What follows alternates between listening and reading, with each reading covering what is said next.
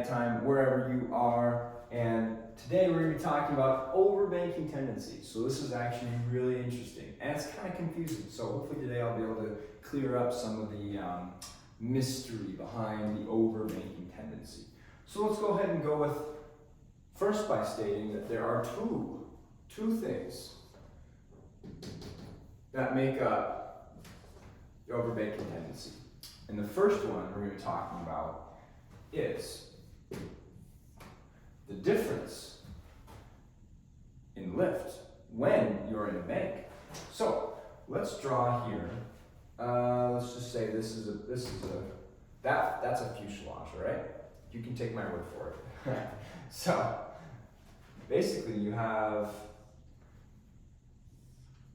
if you're in a turn, let's just say you're in a turn to the right, okay? You are in a turn to the right. All these wings have their components of lift. So let's go ahead and draw that right quickly.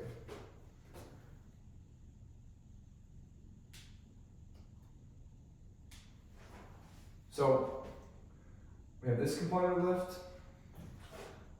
this component of lift, and then the upward and the other upward.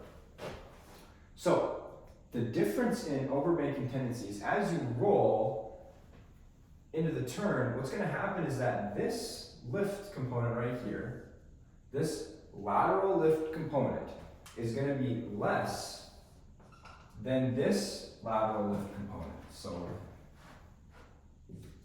lateral lift component. All right? So this lateral lift component on the inside wing is going to be, this is less than other wing. Okay?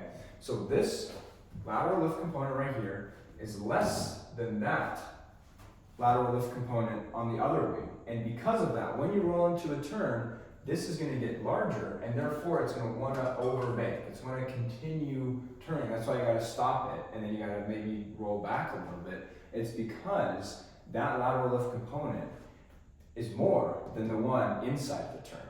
So that is the first reason for the overbanking tendency. Okay, key thing to remember, it's less than the lateral component of lift on the other wing. All right, so that's the first one. When you roll into a turn. Let's talk about the second one, the speed differential. I'm going to say the speed diff, okay? The speed differential. So, if we are, let's just say, this is the inside of the turn. We got a plane, then we have the outside. All right? This is our direction. So as we make a turn to the left, is the distance between here, the speed differential, let's just call it 5 knots. Let's say the speed differential is 5 knots. So we have minus 2.5 knots here, and we have plus 2.5 knots on the outside. So because we have this difference of 5, remember, the velocity is always squared. So if the velocity is squared, we have a difference in 5, but the magnitude is 5 squared, which is 25 times. Okay? 25 times as much lift on the outside than it is on the inside. Literally for a 5 knot difference. That is how important velocity is. So, because it's 25 times the amount of lift, you're going to be generating too much lift on the outside wing. So, as you're turning, you're generating so much lift that you're going to overbank. And so that's the second reason why you overbank, is because of that speed differential. Okay? So those are the two things that are involved in the overbanking tendency. And that's also why you also get adverse yaw, like we talked about in the other video. So, there we go. All right, so thank you so much for watching. Really appreciate your time. Have a wonderful day, night, evening, wherever you are. And just remember to fly safe, be cool, and remember, have fun.